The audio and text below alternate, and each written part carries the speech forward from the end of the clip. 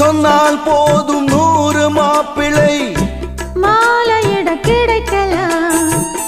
இங்கே வந்து காலை மாலைதான் சேலையை துவைக்கலாம். என்னை போல நல்ல மாப்பிள்ளை வாய்ப்பதொரு அதிசயம். என்னை நீயும் ஏற்றுக்கொண்டது பாவையன் பாக்கியம். நெடுநாட்கள் எங்கும் ஏக்கந்தான் இந்நாள் இங்கு தீர்ந்தது. இல்லையா பின்ன? மங்கை செய்த பூர்வ புண்ணியம் மன்னன் வந்து சேர்ந்தது.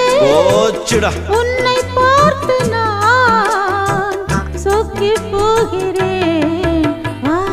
கட்டபொம்மன் பேரா கட்டிக்கொள்ளு ஜோரா.